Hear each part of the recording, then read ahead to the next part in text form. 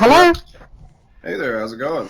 Hi there. Well, we found each other finally. I was ringing your old Skype, and you must have been ringing my old Skypes. That's weird, isn't it? Yeah. Yeah. I was typing. Oh Sorry about well, don't worry. Well, welcome to the show.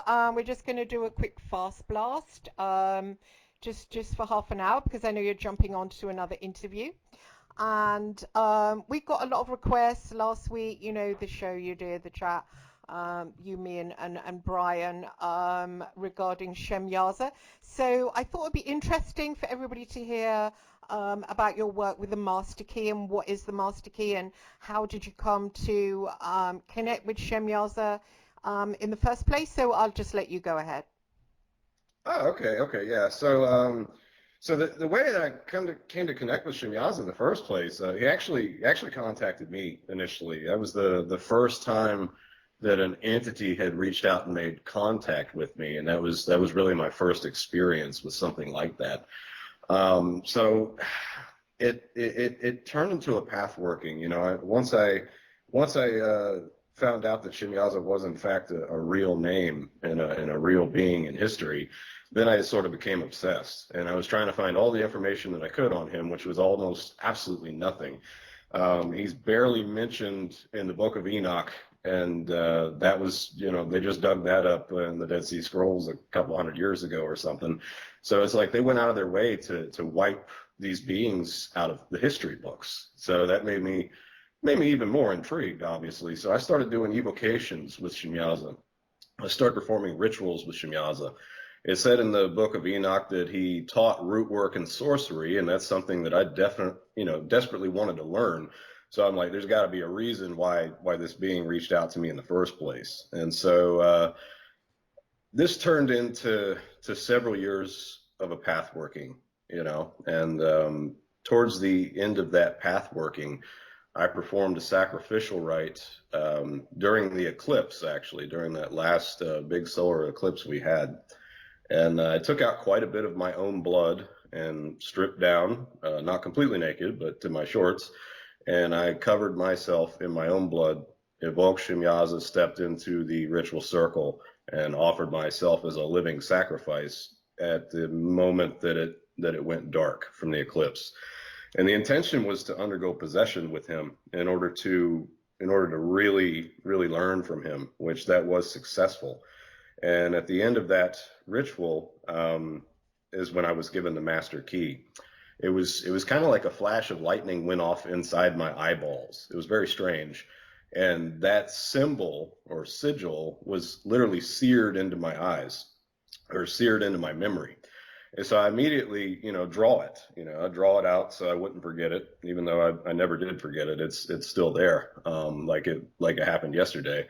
But so I draw it out, and I'm like, what is this? And he called it the master key. At that time I had pretty clear telepathic communication with him because I actually was under possession with him. So have you been And psychic since you were a child? You probably have, haven't you?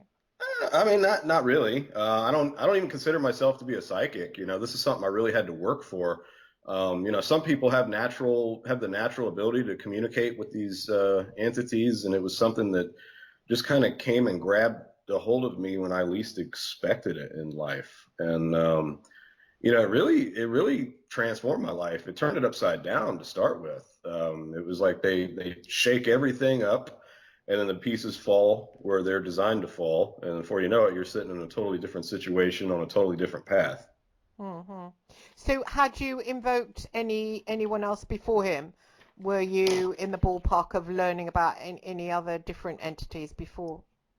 No, actually, I wasn't. I'd always been fascinated with magic, with spell work since I was a little kid. I did my first spells when I was 10 years old, and they actually worked. And so, I ended up, joining the army later in life and kind of leaving all that stuff behind. I got really frustrated with trying to learn how to do that stuff because there was almost no good information out there at the time, and I didn't know anyone that knew anything that they could teach me. So I kind of just threw my hands up and like, all right, I know there's something there, but I'm focused on my career and stuff like that at this point in my life. But no, it totally grabbed me out of nowhere.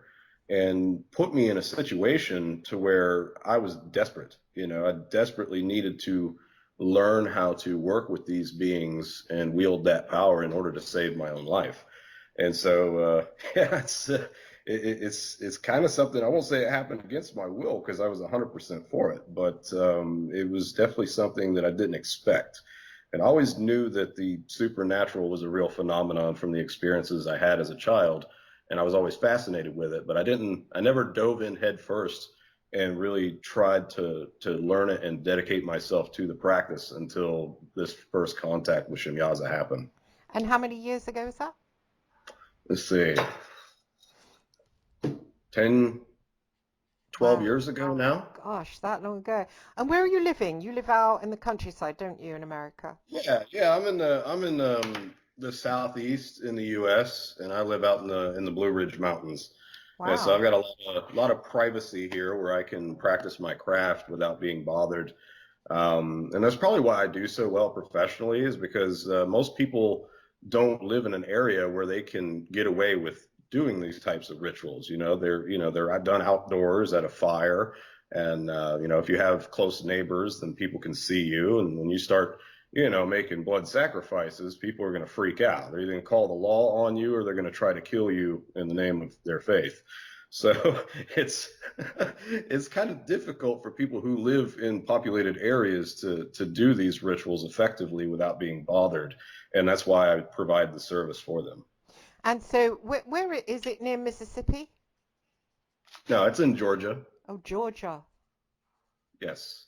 I won't Wow. give the exact location of where I live because, I'll end up with people at my door. But yeah, it's a pretty nice area. So how come you haven't got that accent like that, talking like that? um, you know, I, you know, people when I meet someone from up north, they usually tell me I sound like a hillbilly, but I sound nothing compared to the people in this area. And I don't know. I never really, even though I grew up here, I never adopted the hillbilly accents, at least not to the extent that the tongue that you hear spoken in this area. Hmm. I think it's nice. I find it glamorous, as Southern American accent. Yeah, um, it depends on how thick the accent is, really. yeah, I think it's really nice. So what happened then with Shemyaza? So he, because as you know, I used your sigil. Brian gave me your sigil. I was going for a hard time, and told me how to connect using it, and I got a connection. A being came through and certainly spoke in a really old tongue. He mentioned things like in 10,000 moons, something. I can't remember now. I've written it all down. I did some automatic writing because I found it easier. It was hard to really hear. Um, Yeah. and I was, he basically told me to do certain things. Some of them I did, others that I didn't. But I was like, a bit worried about how do I know who that actually is, and is that, a sort of a evil being? That was, that. Yeah. What do you think That's about? totally Well, that's a totally understandable fear. I mean, we're programmed to think that way by Mm, religion and television and society in general. And we're taught to even fear angels. Like Christians are afraid to summon angels, and just it's a stigma that's drilled into our heads as tiny children. mm, And really the only way to get past that and see these beings for what they are is to have the guts to work with them in the first place. I mean, that's the only way, is to get to know them yourself. And they have personalities, and there's good ones and bad ones, just like people. There's definitely ones that you would want to steer clear of, and there definitely are ones that you want to make friends with. And Jimyaza is definitely one that I want to make friends with and have made friends with. And everyone that I know that has worked with him or utilized this master key to contact them has had a good experience. So I mean, but don't take my word for it. You guys, whoever's listening out there, try it yourself. mm. And what did you mean about the master key? You were saying it's a master key to reach the rest of them. Yes. Okay. So whenever I first received the sigil, I assumed that it was just the sigil for Shemyaza because there was no sigil for him at the Yeah. time, nor any of the Watchers. We only know about 20 of their names that survived history, and we know from the Book of Enoch that there was at least 200 of them that came here back in the day. So whenever they landed, and we're talking about physical beings here, we're not just talking about spirits.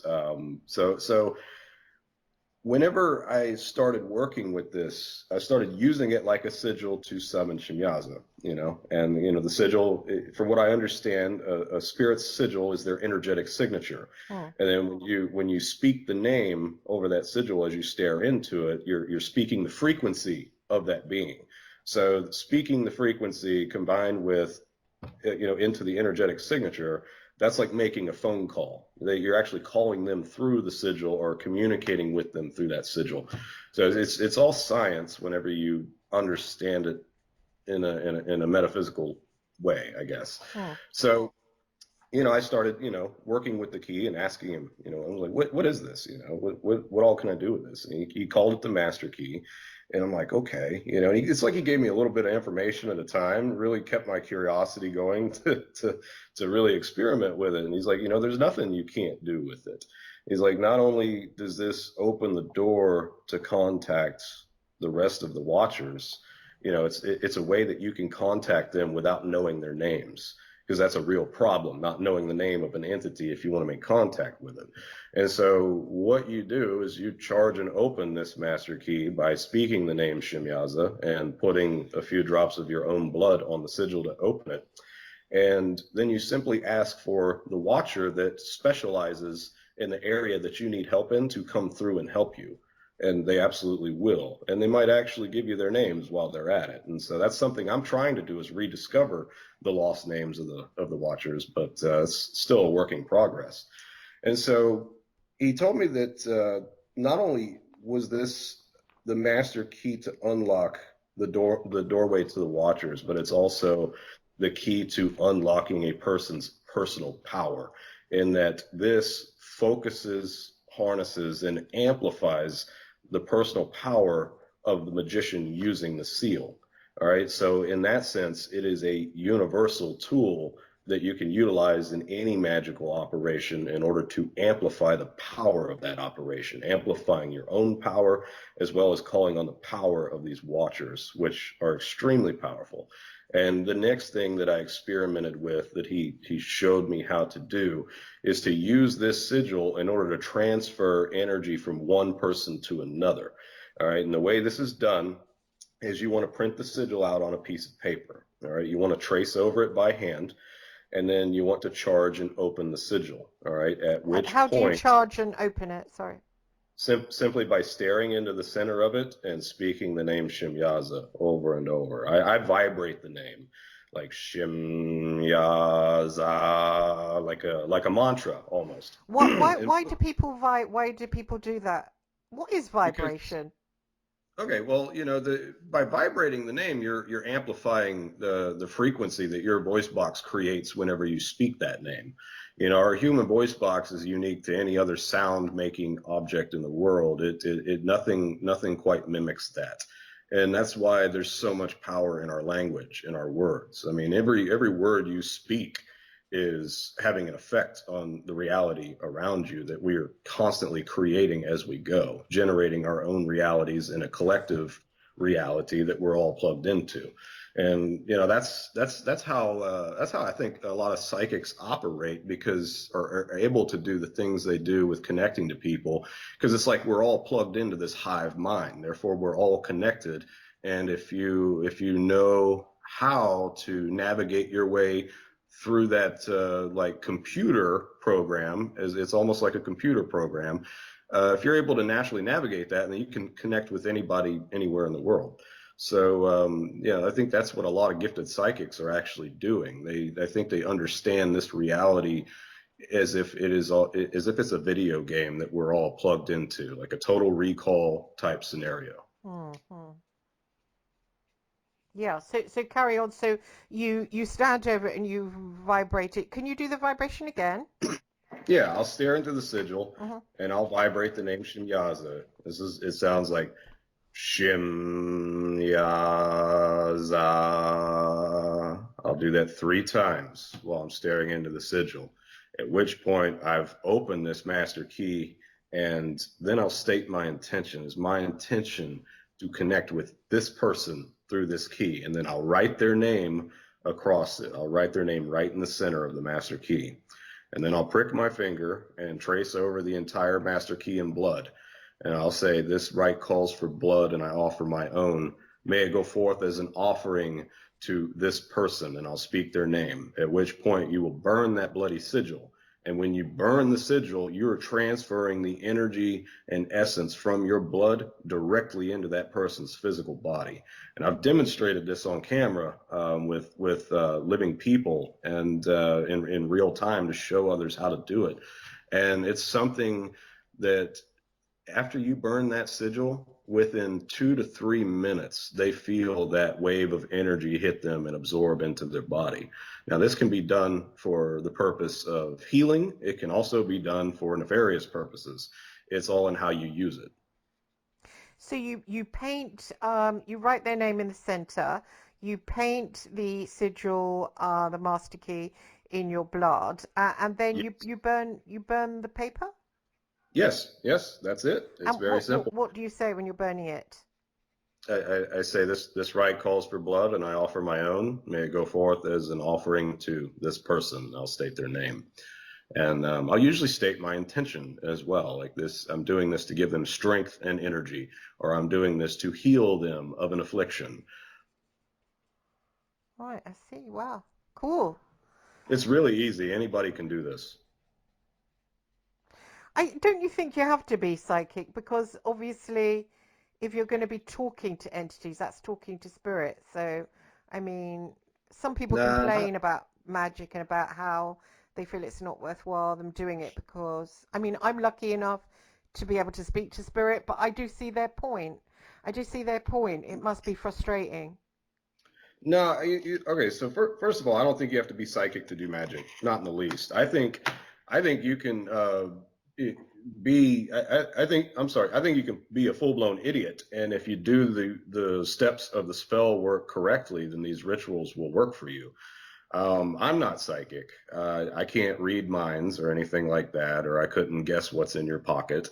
But there are ways to develop your senses to communicate with these entities. All right. First of all, if an entity like Shemyaza wants to talk to you, he's going to talk to you, and you're gonna hear him one way or the other. Hmm. They're powerful enough to do that to get a person's attention.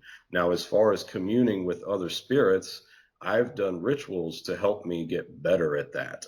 All right. There is a particular entity named Mepsitau, is a feminine deity, and she specializes in helping a person develop their psychic abilities, the ability to communicate with spirits or know the unknown. And so I desperately wanted to get good at least good enough to talk to these spirits and get accurate information, to be able to ask yes or no questions and get real answers. So I started doing evocations with Mepsitau. I would make blood offerings on her sigil and burn it as an offering to her. But before I would do that, I'd put a drop of my own blood in a glass of wine, and I'd place it on top of her bloody sigil. And I'd ask her to infuse that elixir with her power and essence so that I could take that power within me to awaken my ability to communicate with these entities. And after doing that a few times, it got much, much easier for me. Then I developed a ritual called the rite of deification. That's where you actually sacrifice to a living person. I can literally evoke a person out of their body into my ritual circle and spill the blood of a sacrifice into the fire as an offering to them. And they are able to absorb that energy. And then I dismiss their spirit back to their body. Go back to your body and carry with you this newfound strength and youth. This then transfers into the physical body, and it provides the person with overall enhancement. So we all seem to have gifts, dormant ability, like some people with psychic abilities. These things lie dormant within us until they are awakened within us. And that is something that this ritual does, is it helps to awaken those things that lie dormant within people. It also gives them a lot of physical energy as well. Wow. Do you when you call her, energy into the wine and drink it. Is there any fire burning to that ritual? Yes, absolutely. I'm either doing that ritual out by my campfire, or if I'm doing it indoors, I'll take a silver basin, something that's made of metal, and I'll put alcohol in that. I use Everclear because it burns clean and doesn't put off any toxic fumes or smoke, as creates smokeless fire. And so I'll light that fire in a silver basin inside my circle if I'm doing the ritual inside or sitting at my altar, and that fire is the manifestation base for the entity, and that's also the fire that I placed the sigil in to burn it as an offering to her afterwards. Wow. And where did you learn all this? Did it sort of come to you or from Well, I books? did. No, believe it or not, I haven't read a whole lot of books on magic. The techniques that I used, a lot of them I learned from Evoking Eternity. It's a book written by E.A. Koetting, and it's all about evocation, how to work with these spirits, how to make contacts with them, what to say in order to call them to you. And I actually learned the technique of the blood in the wine from him in person. I actually met the guy in person several years ago, and he sat down and we spent 3 days together. I went and did his ritual boot camp, and I was like, man, I want to learn everything you can teach me in 3 days. So he ran me through the ringer for 3 days straight. And I didn't sleep during that time. Whenever, we would work for, 8, 10 hours a day. And then he'd drive me back to my hotel room and he'd give me his personal handwritten grimoire. He's like, you can keep that for the night, read whatever you want. And so I wasn't going to sleep. I read the entire thing Mm. and sat there and jotted down notes and things like that. And so I took those basic steps, basic evocation techniques, and I used that to formulate my own practice. Because once I started making contact with these entities successfully, then they started giving me rituals to perform. I just simply asked, what's a ritual I can do for X, Y, and Z? And usually I get the answer right then and there, and they'll give this to you telepathically through imagery. I'll be sitting there with my eyes closed, and I'll literally see pictures in my mind of me performing a rite, and I'll see each step that I go through and download an understanding of what it is I'm supposed to be doing in that ritual.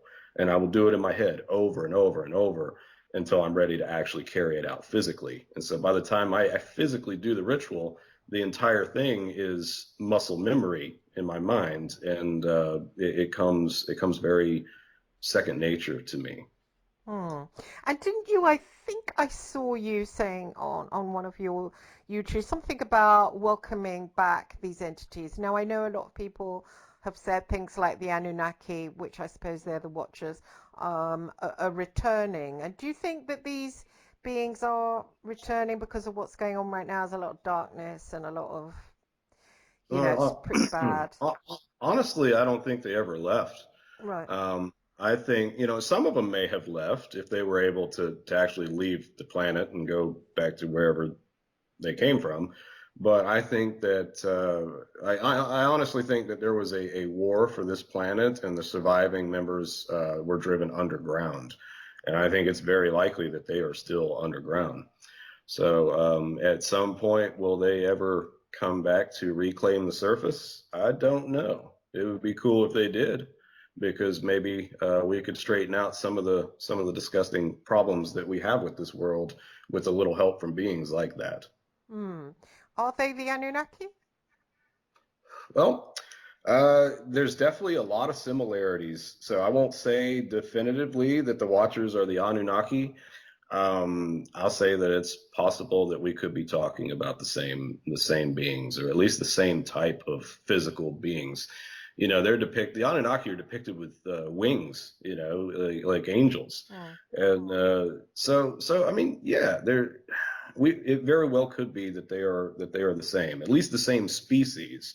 Perhaps the Anunnaki was a different group of entities that came here in the past that were, the same species as the Watchers. I don't know. Hmm. And when you connect with them, do you get a feeling of where they are? Do they seem like they're in a desert? No, I don't really. When I connect with them, I get a feeling like they're in the room with me, actually. So I mean, I've dwelled on where they could be, and the intuition tells me that there are some of them still alive underground. All right. Now it's said that whenever they came here and had children with the Earth women, that these children were born as giants, like that they were ginormous. And we found skeletons of these giant red-haired skeletons with 6 fingers and 2 rows of teeth all over the world. Quite a few of them were found here in the U.S. in Lovelock Cave. And so there's a lot of legends about the fact that giants may still live underground. All right. And so if the giants are underground, then it would make sense that the fathers of the giants would also be underground if there were any of them left. And I think that it's quite possible that whenever I try to summon Shemyaza, that he might very well simply be projecting his consciousness or astral projecting to me in order to interact with me.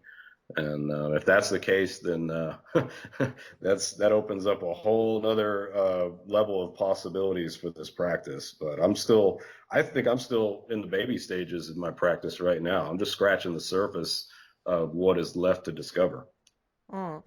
So you do a sort of make sure you connect or try to connect with him daily.